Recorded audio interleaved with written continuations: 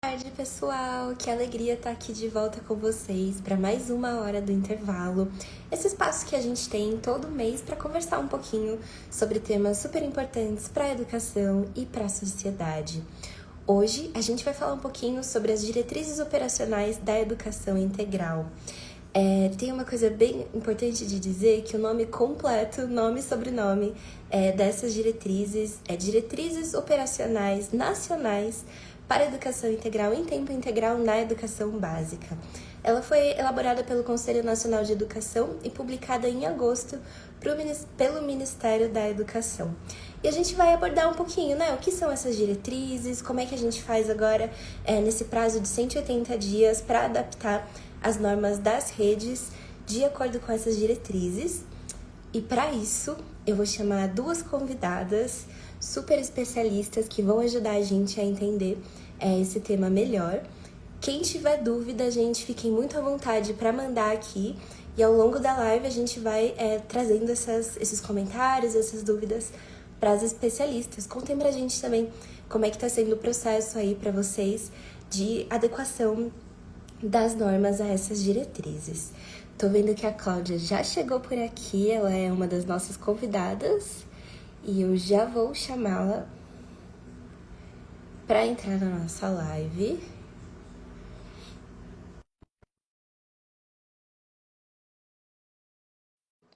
As nossas convidadas.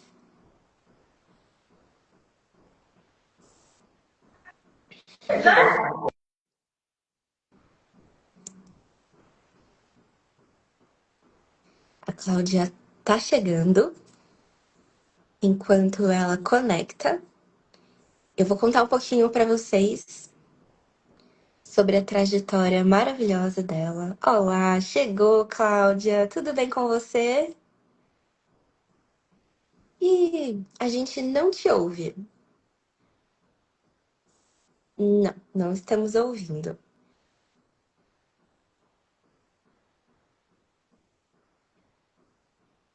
Ainda não foi. Vamos continuar tentando. Se a gente te ouvir, eu te aviso. Enquanto você vai ajustando aí seu microfone, eu vou contar para vocês um pouquinho sobre a trajetória da Cláudia. Ela é doutora em educação pela Universidade Federal da Bahia, a UFBA. Ela é membro do Grupo de Estudo e Pesquisa em Educação do Campo da UFBA e do Grupo de Pesquisa Formação Humana Integral na Escola Básica no Brasil, Sujeitos, Territórios, Dimensões e Interfaces. Esse grupo é da Universidade Federal do Rio Grande do Sul. Ela atua também na comissão gestora do Comitê Territorial Baiano de Educação Integral e do Observatório Nacional de Educação Integral. Ela faz parte da equipe de formadores do Programa de Formação para Secretarias de Educação pelo Programa Escola em Tempo Integral, junto à Universidade Federal da Fronteira Sul. Oi, Cláudia, seu áudio voltou? Olá. E agora me ouve? Agora ouvimos, perfeito. Tudo bem com você? Tudo bem, gente querida, boa tarde. Um prazer enorme estar aqui com vocês. Parabéns aí pela hora do intervalo. Vocês sempre muito precisa no tempo para dialogar com as redes. Um prazer enorme. E ela só acontece, só funciona porque a gente tem especialistas maravilhosas como vocês aqui para dialogar com a gente, como a Carla, que acabou de chegar. Bem-vinda, Carla. Oi, gente, obrigada, boa tarde. Um prazer estar com vocês hoje aqui. Oi, Cláudia, tudo bem? Tudo Alô, jóia? Carol, boa tarde. Boa tarde. Bom, vou contar para vocês então quem é Carla Nascimento. Ela é mestra em Planejamento e Desenvolvimento Regional, com foco em regime de colaboração intermunicipal em educação. Ela atua como dirigente municipal de educação em Açailândia, no Maranhão, e é professora de Biologia na rede estadual desde 2006. Ela é presidente no Maranhão da União Nacional dos Dirigentes Municipais de Educação, a Undime, e ela é coordenadora administrativa do Arranjo de Desenvolvimento da Educação da região dos Açaizais, a ADERA, e membro da rede de líderes da Fundação Lema. Muito bem-vindas, estou muito animada para essa conversa, super importante, né? As redes estão aí nessa tarefa de completar até o início de fevereiro, né? A adequação das suas normas às diretrizes. E aí, vamos partir então para as perguntas, né? Eu vou antes fazer a minha audiodescrição e eu peço que vocês, quando forem responder, comecem pela audiodescrição de vocês. Então, eu que estou falando aqui sou Ingrid, repórter do Centro de Referências em Educação Integral. Eu sou uma mulher amarela de ascendência japonesa. Eu tô usando uma blusa regata branca, um colar dourado, um brinquinho verde. Meu cabelo tá preso num coque alto, ele é preto. Atrás de mim tem uma parede branca com algumas prateleiras e plantas. Eu vou começar então a fazer as perguntas e aí fiquem à vontade para escolherem a ordem, sintam-se muito livres nesse bate-papo aqui. Ó, o pessoal tá chegando, gente, mandem as perguntas de vocês. Bom, vamos lá. Então, falar um pouquinho sobre essas diretrizes operacionais nacionais para educação integral em tempo integral, né? Elas foram, então, elaboradas pelo Conselho Nacional de Educação e as redes agora têm até fevereiro de 2026 para adequar suas normas ao que determinam, né, essas diretrizes. Para vocês, então, qual a importância desse documento e quais são os principais avanços que essa resolução traz para as escolas de tempo integral? Então vamos lá, vai ser a Cláudia, vai ser eu, como é que a gente faz? Eu vou iniciar, eu vou fazendo minha audiodescrição, né? Eu sou uma mulher de pele clara, cabelos castanhos claros, meu cabelo está aqui no ombro, estou usando um óculos de armação preta, uma blusa branca e por detrás aqui de mim tem uma parede branca, né? Quando você traz a resolução número 7 de 2025, né, que instituiu as diretrizes nacionais para a educação integral em tempo integral, ela traz uma clareza fundamental. Não se trata, e a gente vem conversando muito isso aqui na nossa rede municipal de Açailândia e também com os colegas dirigentes, que não se trata apenas de ampliar o tempo na escola, mas de organizar uma política pública estruturante e que garante equidade, que garante justiça social, a integralidade e o desenvolvimento das nossas crianças e adolescentes. Então, essa ampliação dessa jornada, ela tem que estar vinculada ao projeto político-pedagógico. Ela precisa assegurar o desenvolvimento cognitivo, ela precisa assegurar o desenvolvimento físico, o desenvolvimento social, cultural e emocional das nossas crianças, dos nossos adolescentes. E é nesse sentido que a resolução, ela enfatiza a justiça curricular. E eu gostaria depois, até que Cláudia trouxesse um pouco, na fala dela, um pouco dessa justiça curricular. Como que ela aborda, como que traz essa questão da ampliação da carga horária, da ampliação de horas, mas que essa ampliação ela traga o direito de aprendizagem, ela traga esse direito com mais inclusão e com mais oportunidades. Que bacana, Carlinha. Então vamos fazer esse bate-bola. Então, eu sou a professora Cláudia e aí me apresento para vocês como uma mulher preta. Eu sou do Recôncavo Baiano, sou daqui de Salvador, nesse momento daqui de Salvador, falando com vocês. Nesse momento, uso um óculos de aro dourado, estou com a blusa preta e branca, tenho os cabelos crespos enrolados. Então, bem baiana na cor e no jeito e nesse sorriso de sempre que carrego no rosto e na alma. E aí, falando com Carlinha aqui numa mesa virtual, através do CR, sobre as diretrizes operacionais nacionais da educação integral, em tempo integral para a educação básica. E eu acho que ela traz, eu tenho um entendimento de que essas diretrizes nos traz um alívio muito grande. Eu espero que ela tenha o alcance que precisa ter, né? Ela demarca uma concepção de educação e deixando muito claro educação integral como uma política pública estruturante para o direito à educação a toda pessoa. Então, primeiro que ela demarca essa concepção como uma estratégia de educação para garantir uma educação que seja inclusiva, equânime, que ela seja com qualidade sociocultural e que ela tenha, sobretudo, enfrentamento às desigualdades e traz uma concepção de currículo, né? Porque justiça curricular trata de uma teoria de currículo, né? A justiça curricular no Brasil, ela é abraçada, compreendida, esclarecida através da professora Branca Ponce.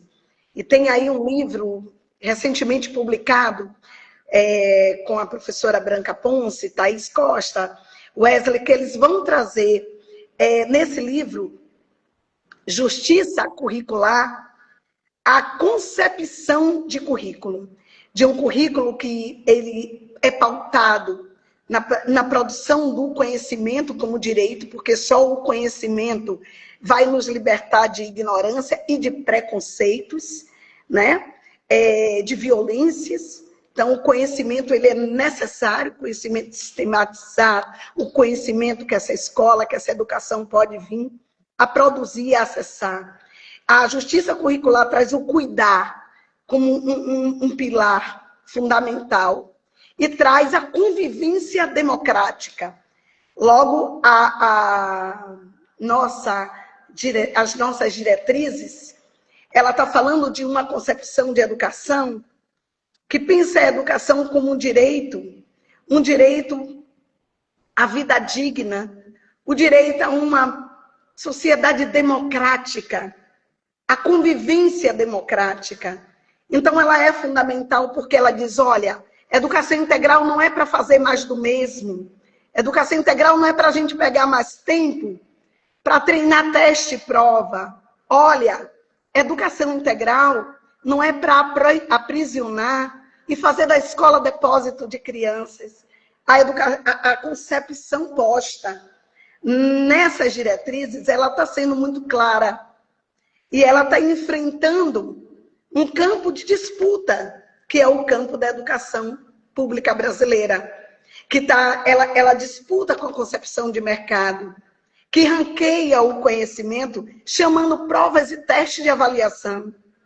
Essas diretrizes, ela enfrenta a formação humana como um direito.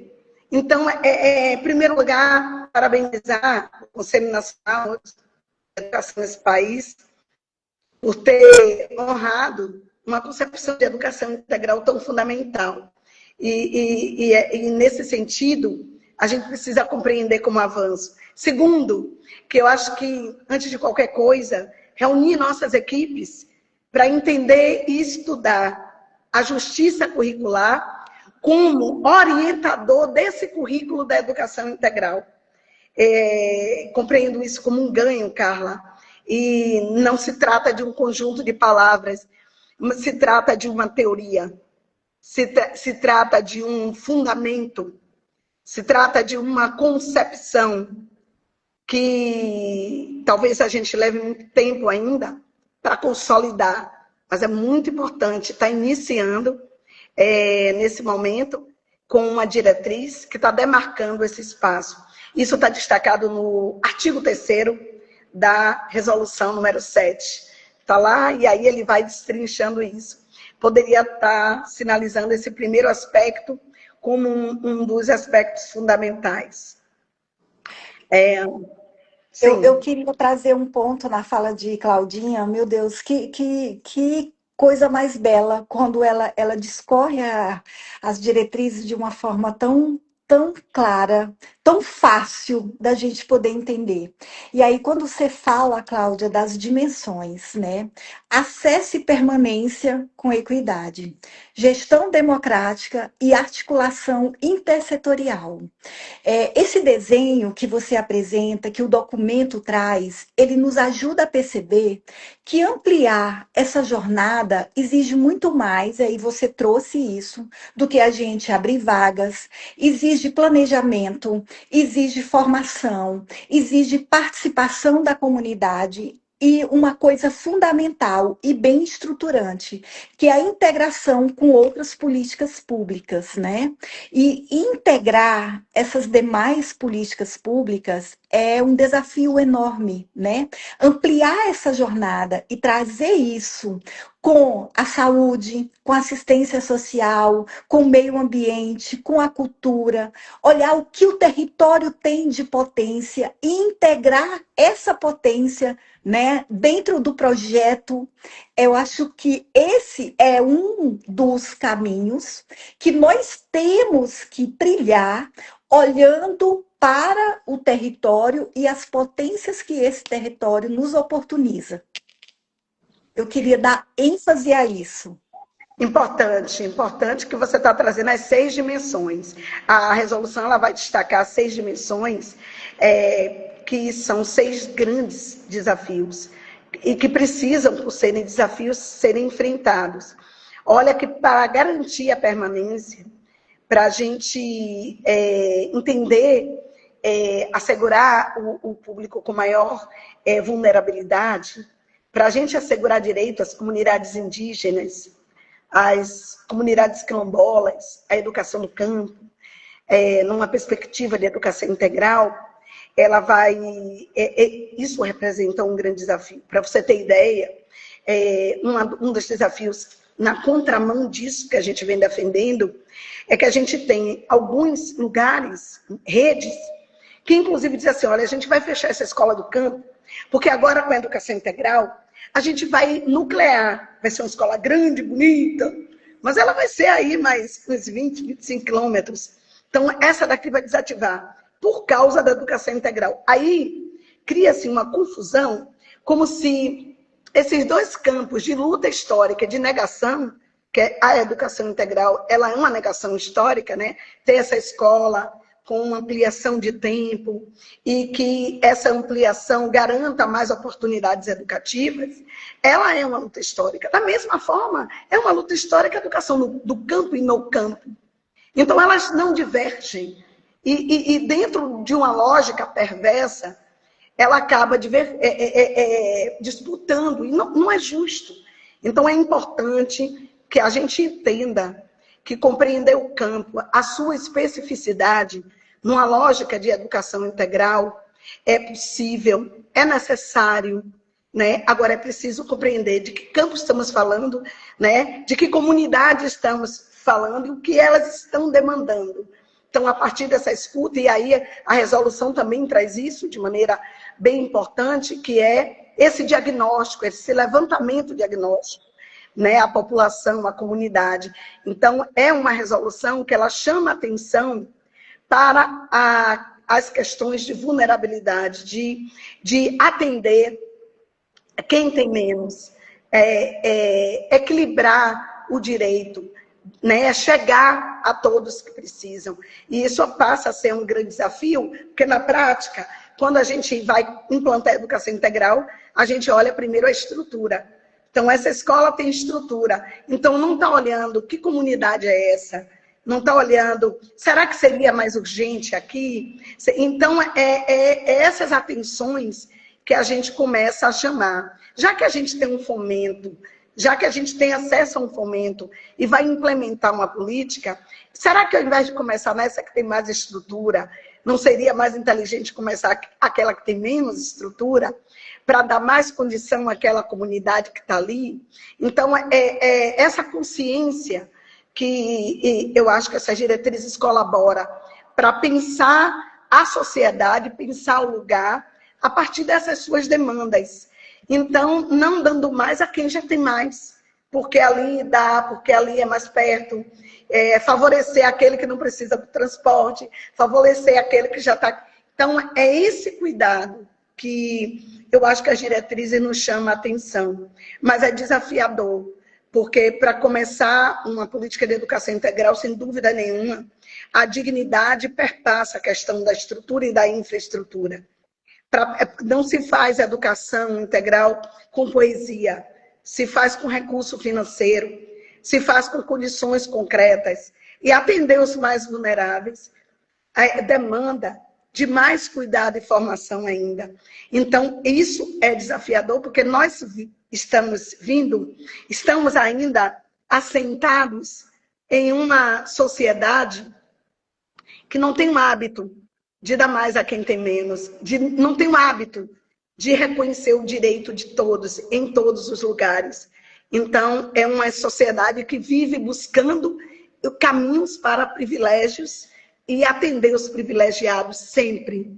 Então, é desafiador por essa consciência política, histórica, cultural. E essa resolução ela vai na contramão disso.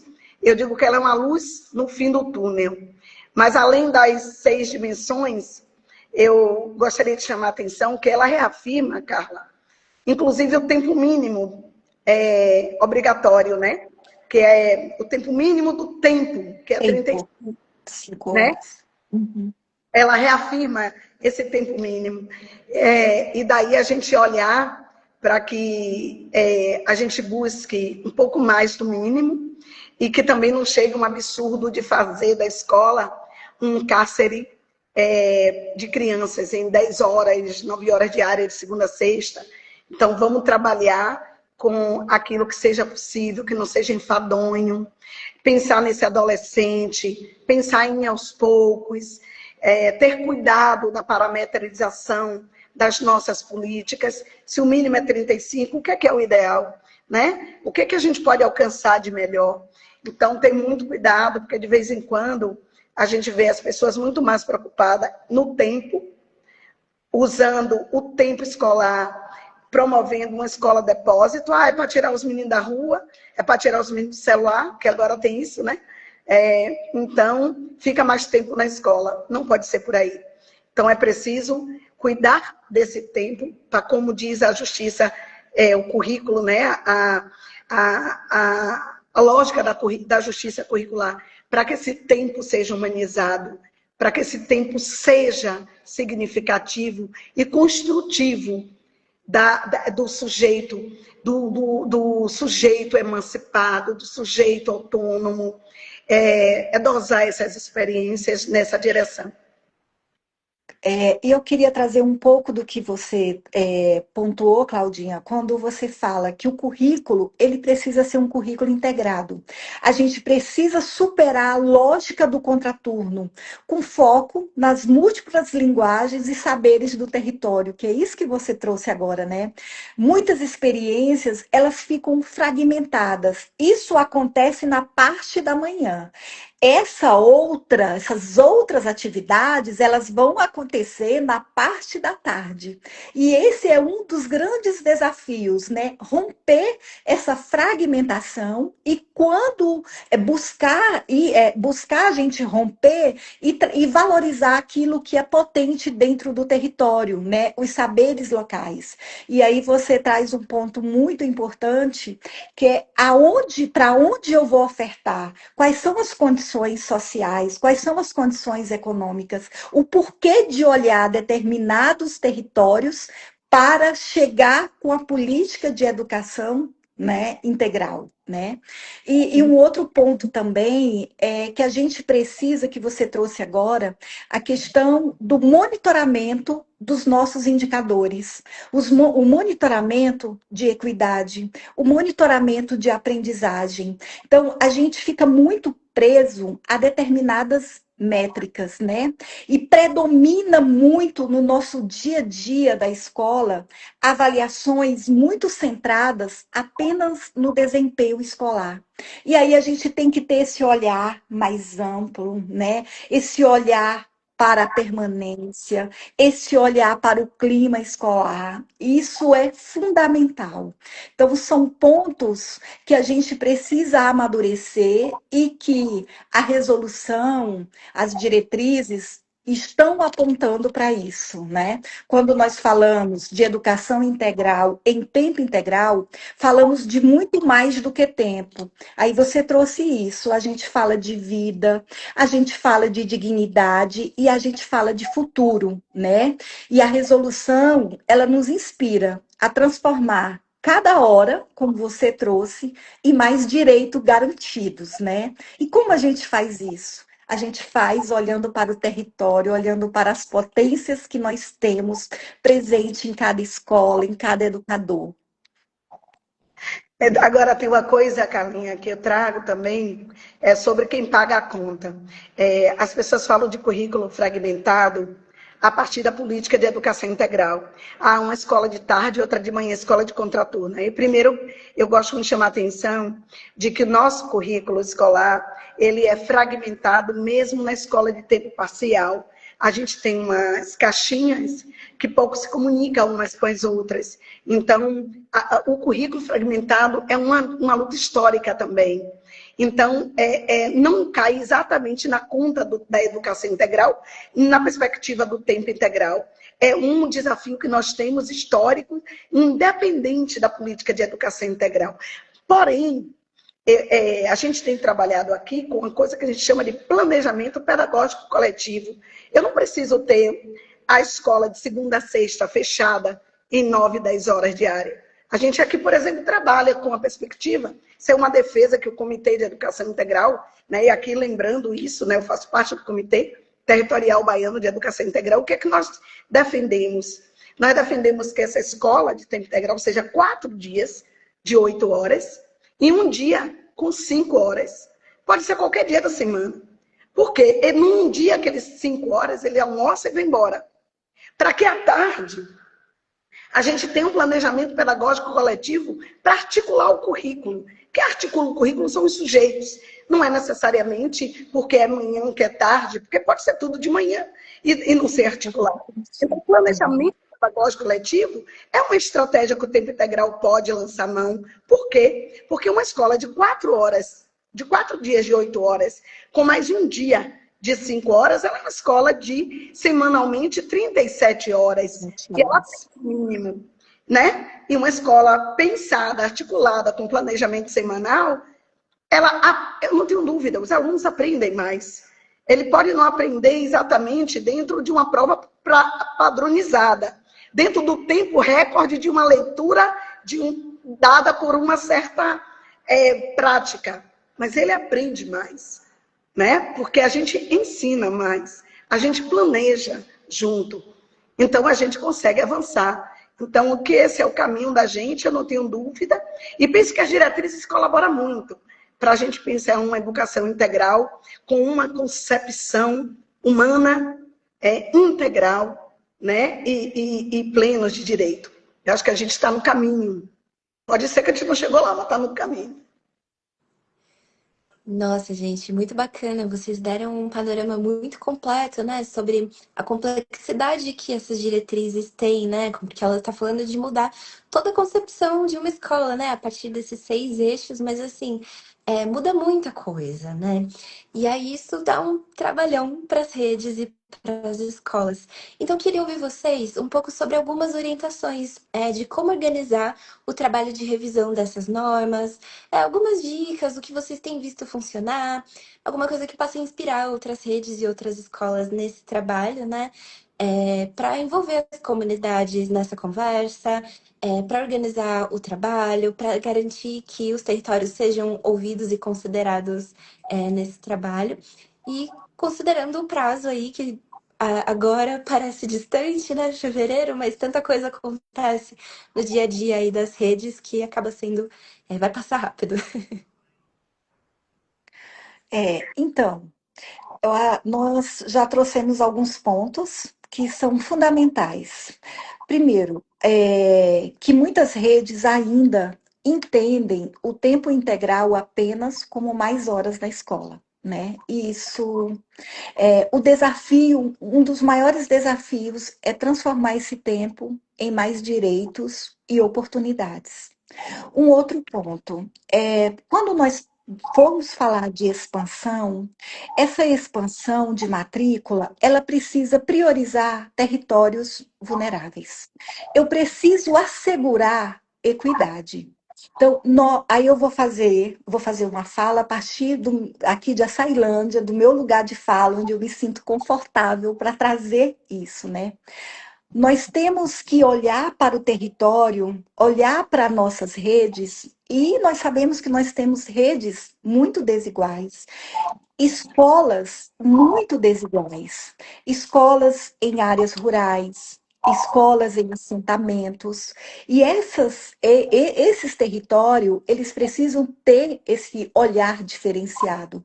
Então, vamos pensar quais, quais os caminhos que a gente tem que buscar para expandir esse atendimento nesses territórios com maior vulnerabilidade.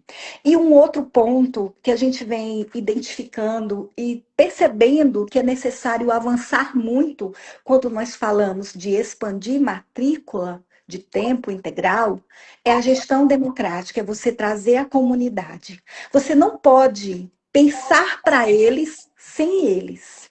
E aí entra os conselhos escolares. A gente precisa fortalecer. A gente faz pouca escuta qualificada. A gente planeja, mas a gente não ouve para quem nós estamos planejando. A gente não faz essa escuta qualificada. E a gente precisa muito fazer essa escuta qualificada, né?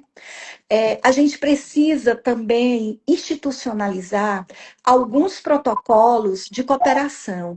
Se a gente já trabalha dentro do programa Saúde na Escola, do Busca Ativa, a gente precisa cada vez mais institucionalizá-los, né?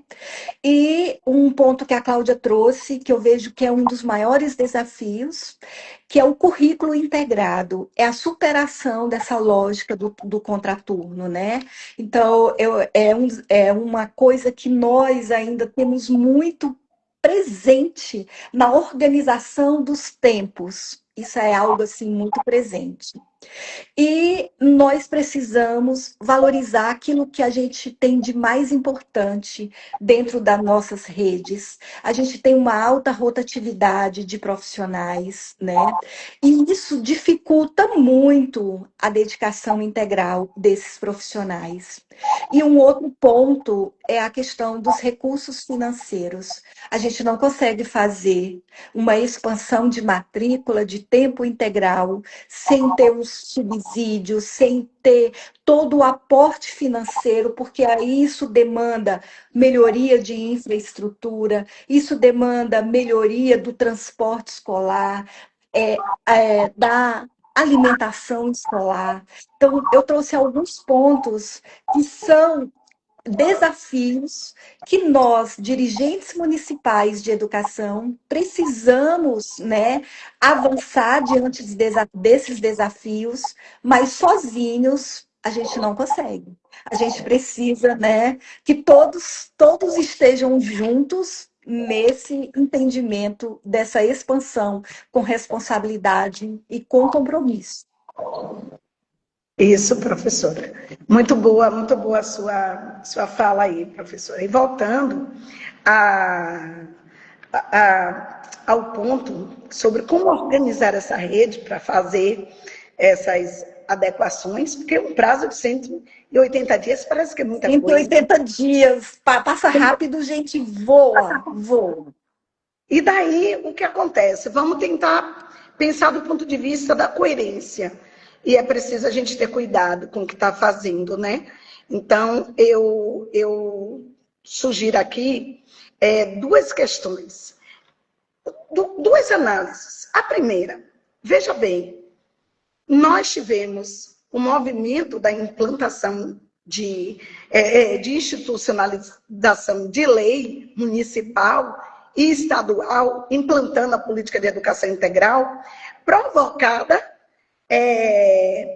pelo programa ETI. Foi o programa ETI, ele provoca a responsabilidade do município. Quando sai a lei, a forma de uma normativa do ente federado dizer assim, olha, a política de educação integral está sendo assumida aqui. E aí se constrói uma proposta e o Conselho Municipal ou estadual valida a proposta e temos uma resolução. Fizemos esse movimento entre 24 e 25. Nossas normativas, na maioria dos municípios, né, e aí falando com Maranhão, falando com Bahia, A maior parte das nossas normativas estão recentes, foram publicadas muito recentemente, entre 24 e 25. As diretrizes vêm e dizem, olha, é preciso atualizar, adequar, revisar as nossas normativas a partir das diretrizes nacionais. E aí eu volto e digo assim, gente, veja só, eu tenho um município publicando lei agora, em 25. Eu olho lá e vejo que, por exemplo, as dimensões não estão contempladas, sobretudo da intersetorialidade, do território. E eu estou olhando lá também na minha lei, na minha resolução, não tem justiça curricular como orientador para o currículo. E eu quero, e eu preciso, e a lei está mandando.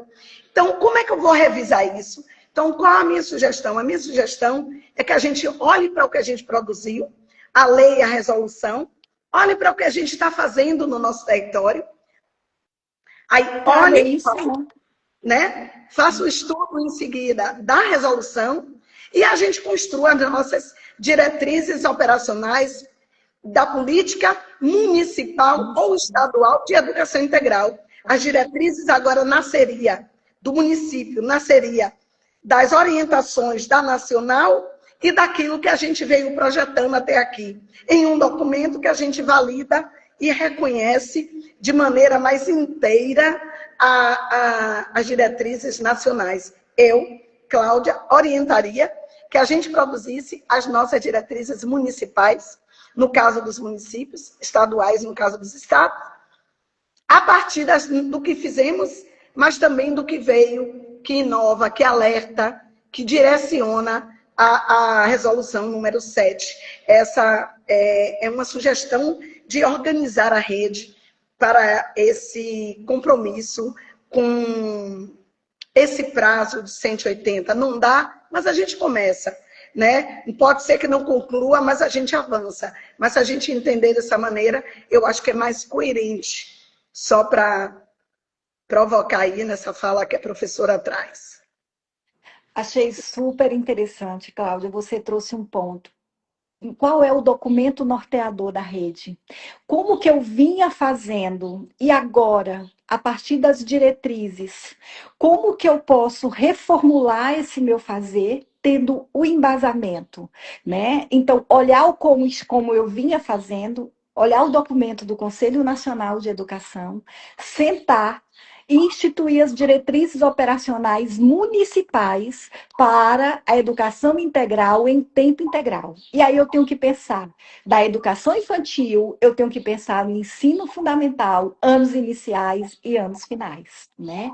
Então, é esse o movimento que nós precisamos fazer. Olhar os desafios que nós temos, como que nós vamos avançar a partir desse cenário, que nós já mapeamos o cenário, que nós já conseguimos, né, visualizar, e com o documento norteador, o município ele vai conseguir dar passos mais seguros, né, sem ter dúvidas a respeito de como continuar essa expansão de forma organizada, respeitando, né, os tempos, né, e respeitando o que o município já vinha construindo na sua trajetória. Exatamente, exatamente. E assim, eu queria aproveitar esse espaço para falar o seguinte: as escolas estão enfrentando a política de educação integral, muitas delas sem o recurso, porque por dificuldades com o processo licitatório, e tantas outras desculpas, esse recurso não tem chegado à escola.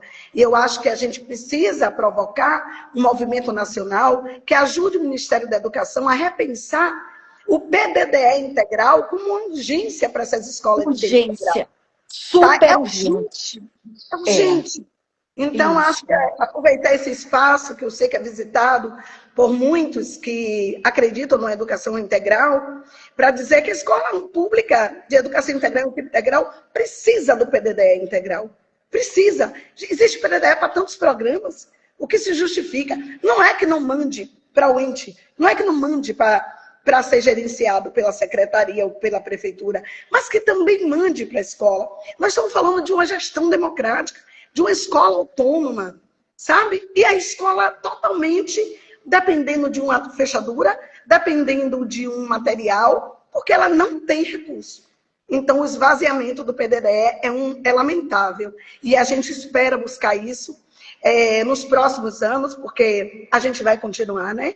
A gente vai continuar, porque a gente não pode pensar em voltar para trás jamais. E o PDDE integral tem que ser uma bandeira por todos nós levantada. Acredito nisso. E eu também. E o que a Cláudia traz vai ao encontro que, como é que eu tenho que integrar uma jornada escolar? Para eu integrar essa jornada escolar, eu tenho que me dedicar mais, eu tenho mais investimento na alimentação, na higienização, assegurar uma infraestrutura que dê condições para que o planejamento dos profissionais que estão naquela unidade possam, de fato, chegar até os alunos, né? Então, eu falo de tempo de descanso. Olha, nós estamos falando de tempo de descanso. Nós estamos falando de deslocamento interno. Nós estamos falando de acolhimento. Nós estamos falando de uma transição entre atividades que precisam ser planejadas dentro da rotina escolar, porém, respeitando os direitos de aprendizagem das crianças, o desenvolvimento dos bebês, né? Então, isso tudo é algo que demanda esse olhar sistêmico, esse olhar financeiro, esse aporte para a gente continuar avançando nessa política de atendimento. Exatamente. O pessoal aqui também tá concordando, né? O Lucas Aguiar diz: PDD, escola integral é urgente, financiar pelo Fundeb não é suficiente, né? O Leandro Galindo também fala, conta aqui, né, que recebemos aqui na cidade 2 milhões que estão parados na Secretaria de Educação, né? E poderiam aí estar sendo investidos, usados pelas escolas, né? O Geilson Lima também fala, concordo com o PDD integral urgente e o repasse das matrículas de 2025 está atrasadíssimo, né? Então, é um tema realmente urgente. E aí, bom, feitas, né, as adaptações às diretrizes, as redes vão continuar precisando acompanhar, né? Como está sendo essa oferta da educação integral. E aí eu queria ouvir um pouco vocês sobre quais indicadores e processos de acompanhamento as diretrizes indicam que as redes devem adotar para monitorar e avaliar a efetividade da oferta de educação integral. Então, no longo prazo, né, como é que a gente pode acompanhar se está funcionando, para quem está funcionando, se os objetivos estão sendo cumpridos. Então, quero também aqui, junto com essa questão que você está trazendo, refletir, aproveitar o espaço para a gente estar refletindo nessa demanda que me parece, digamos, para não me fazer aqui mal interpretada, a gente pode entender que uma lei, uma resolução, umas diretrizes, são documentos. Parece que isso é uma burocracia e que isso pode não ter muita importância. Mas eu quero dizer para vocês que o fato da gente estar lidando com a coisa pública, né, ainda mais uma coisa tão importante como é a educação, ter a sistematização, a elaboração, a publicação desses documentos, é garantia de direito também. Então, é muito importante que a gente acesse de maneira o mais democrática possível, ouvindo, de fato, professores, profissionais dos serviços, da alimentação, da nutrição, né?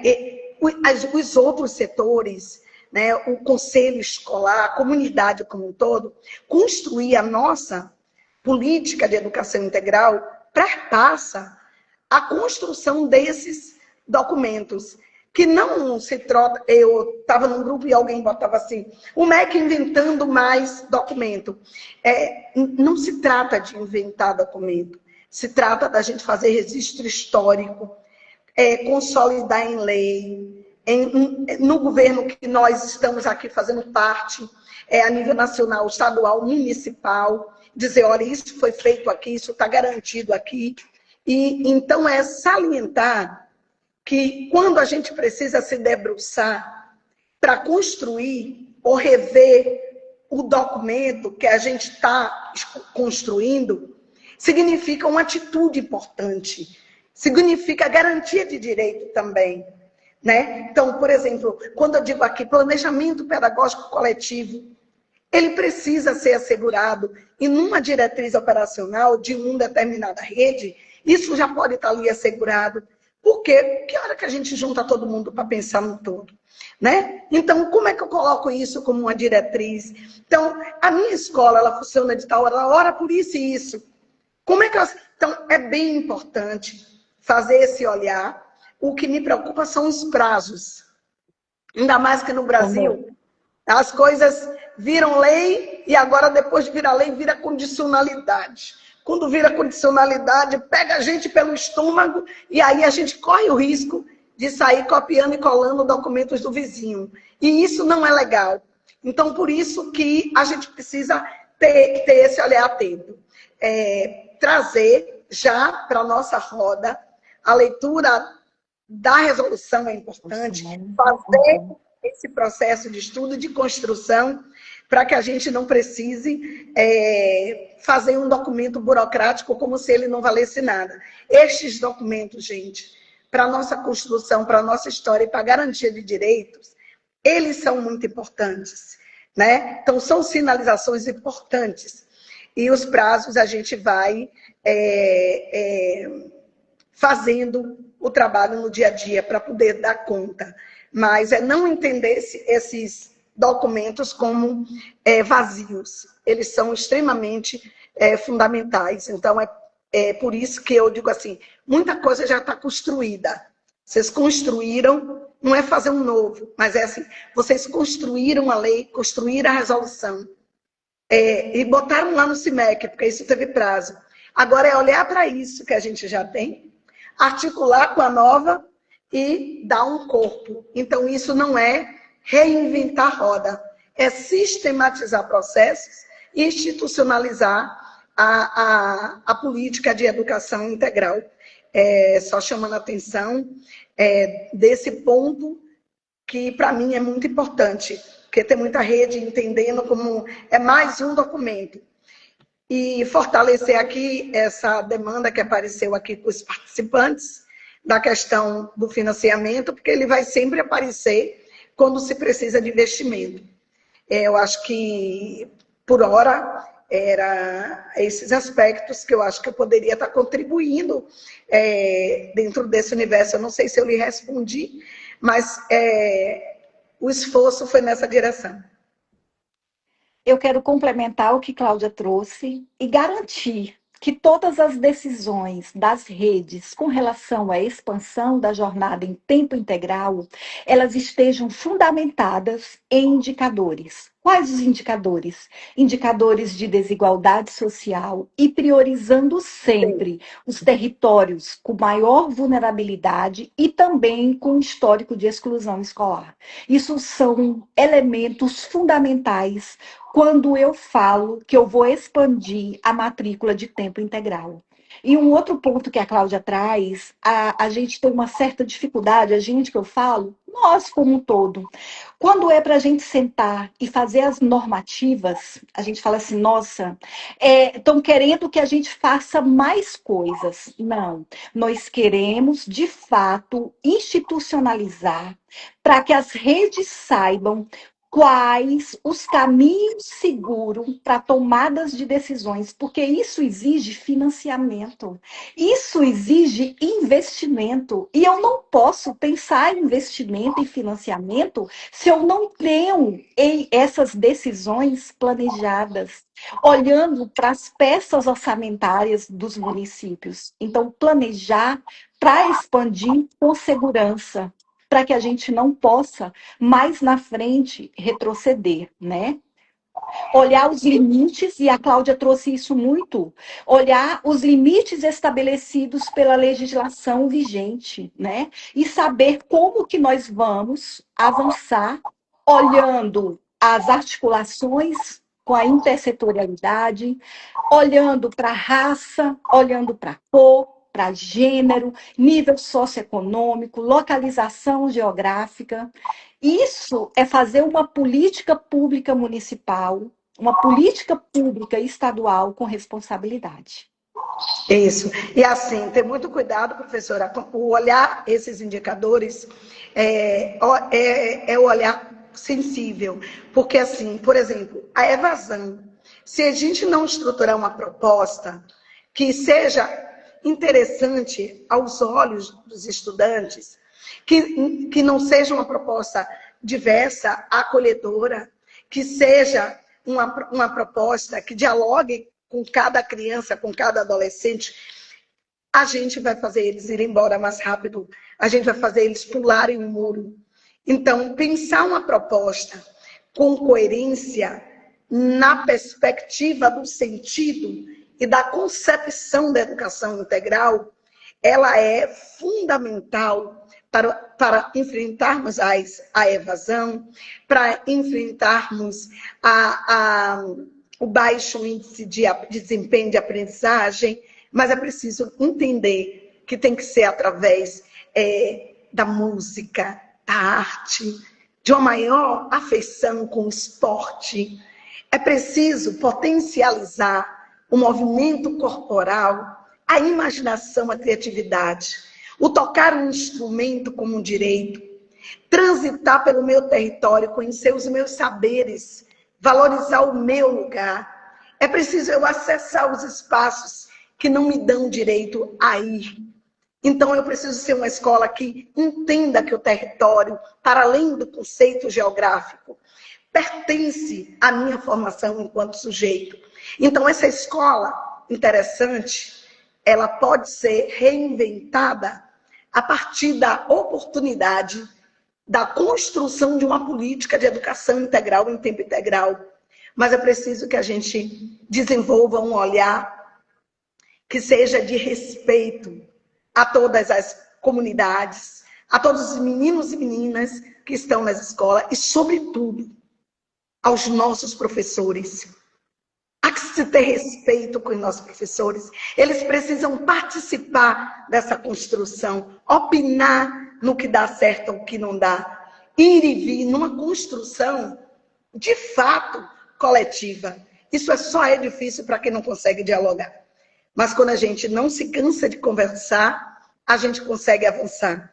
E, felizmente, eu acho que tem várias experiências bacanas aí, que a gente já pode se inspirar. Isso agora foi muito bem demonstrado pelo edital da UFMG e do Ministério da Educação, quando quase mais de 1.000 experiências se inscreveram, mais de 900 foram selecionadas para participar de um mapa, de apresentação, mostra, e muitas sendo visitadas em cadernos. Nós temos muita coisa positiva. Ao contrário do que muitos falam, de que a escola pública não presta, ela presta. Ela presta e aí a Cláudia traz uma coisa importantíssima. É fomentar, estimular canais de comunicação, de diálogo permanente com as famílias. E quando eu fomento, eu também estou fazendo um chamamento para a gente revisar continuamente o projeto político-pedagógico, com a participação da comunidade, incorporando as concepções de educação integral, na perspectiva de assegurar o exercício contínuo da cidadania, o direito de aprender e o desenvolvimento das nossas crianças, dos nossos meninos e meninas. Gente, uau! Eu faço das palavras do Odair Maciel aqui as minhas, né? Ele diz assim: falas maravilhosas da professora Cláudia e da professora Carla. Gente, essa horinha que a gente pôde passar aqui com vocês foi uma verdadeira aula, né? Vocês trouxeram tantos pontos tão complexos, de uma forma muito acessível. Então, assim, queria agradecer muito as contribuições que vocês deram, tanta generosidade aí em compartilhar esses saberes e toda essa experiência que vocês têm, e carinho que vocês têm pelas escolas públicas, né? Isso é fantástico. Então, bom, infelizmente a nossa hora do intervalo dura só uma horinha mesmo, e a gente está chegando no final. Então, Então, queria só agradecer demais vocês, todo mundo que assistiu aqui. Essa live vai ficar salva, então se você gostou e acha que alguém pode se interessar, depois que ela terminar, compartilha aqui com as pessoas. Depois também segue aqui o Centro de Referências em Educação Integral e essas super especialistas para a gente continuar conversando. E vou passar a palavra para vocês, então, para vocês se despedirem. Ela termina, né? Então, que ela começou, e Carla, ela fez a abertura e faz a fechadura. E aí eu quero Boa, boa.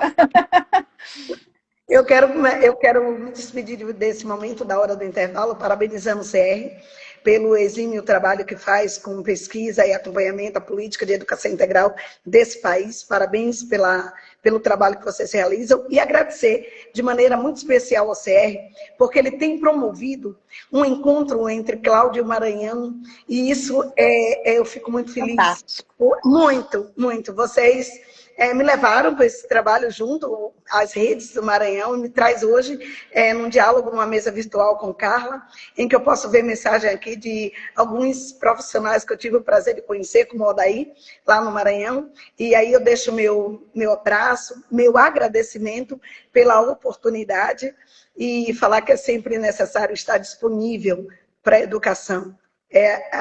Esses meninos e meninas precisam da gente, e a gente precisa levar isso a sério. E eu tenho muita honra de carregar isso com muita verdade dentro de mim. É minha bandeira, é minha crença, e é um prazer enorme estar aqui. Muitíssimo obrigada. Carlinha, fica contigo. Obrigada, meu amor. Para mim é uma honra estar com vocês aqui nesse espaço. É um espaço que eu respeito, que eu admiro e que eu me retroalimento. Através do Centro de Referência de Educação Integral, a gente foi trilhando, construindo a política de educação integral no município de Açailândia. Em nome da Undime Maranhão, quero agradecer muito a parceria que nós construímos na pessoa, em nome do Odaí, eu quero agradecer que esteve à frente do Itaú Social, de fazer essa ponte com vocês, dizer que nós bebemos todos os dias no material de vocês, nas informações. Cláudia, foi um prazer enorme conhecer você.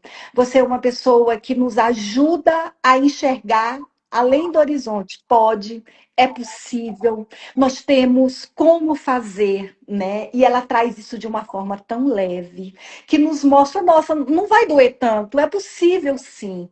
Então, momentos como esses que vocês nos trazem para falar da realidade das nossas redes, dos desafios, nos dando oportunidade de fala, isso é muito importante, porque isso empodera as redes para continuarem acreditando que sempre estão ali para garantir uma educação melhor, com mais qualidade, com mais equidade para as nossas crianças. Então, em nome da Undime Maranhão, agradecer essa parceria incrível. Em meu nome, dizer como que vocês me inspiram para eu me tornar cada dia um ser humano melhor em prol da educação das nossas crianças. Claudinha, muito obrigada. Gente, muito obrigada pelo convite mesmo.